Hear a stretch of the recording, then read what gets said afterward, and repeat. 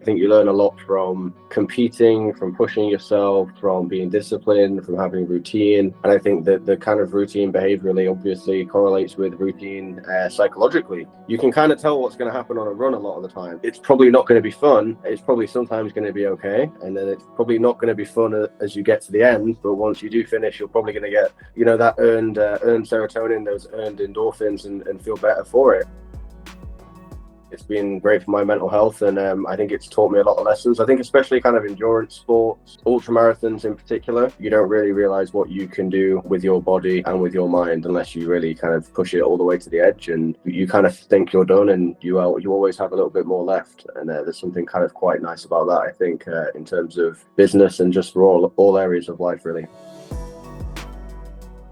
I had a bit of a rough summer in 2018. I turned 18 and I didn't really know what to do with myself. I think I was becoming an adult and kind of questioning who I was. As part of questioning who I was, I kind of questioned the way I thought, the things I believed in and the emotions I experienced. And so I kind of started reading about psychology. I just naturally kind of started picking up some books. I did listen to the likes of like Jordan Peterson, some of these kind of online psychologists, and kind of really picked up some good bits from them, which really helped me personally. And all of that kind of led me down the psychology rabbit hole, and not really looked back since. I think it's definitely a study of trying to understand how we think and our emotions and everything that's going on up here. And I think that to me it's fascinating because you're never going to finish it. It's like the limits of the human mind. We don't really know what they are.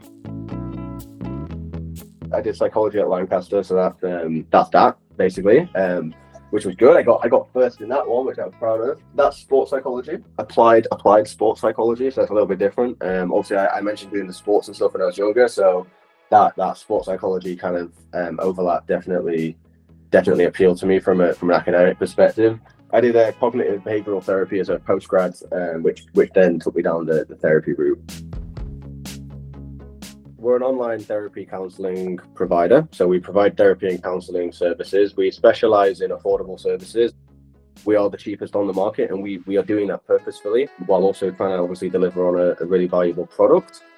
Therapy, especially here in the UK, is very tricky to access. You either need to have very strong sum of money in order to be able to get regular private sessions, or you need to access it through kind of government funded schemes, and that can sometimes be a 12-24 month process, and people aren't making it. Productivity is king, isn't it? Especially today, people are coming out with all sorts of productivity hacks, and speed is really important. Speed is a massive variable. Online, there is nothing quicker. You can create a business like that. If you've got the right education, you can access that knowledge, and you can access the right people online, the right services online, then you can build something really quick, which is really good if you're young and impatient like me. It's way more accessible. The costs are a lot lower. There's so many more variables you have to control when it comes to brick and mortar, in my personal opinion, relative to setting up an online business, especially when it comes to a service-based business where you have appointments. It wasn't really a decision. It was just like, I think I just took that for granted, was like, this is going to be online. I'm also quite aware of just how fragile things are. We haven't been around for a long time. We don't have strong brand power. We're not Coca-Cola. You've not heard of us.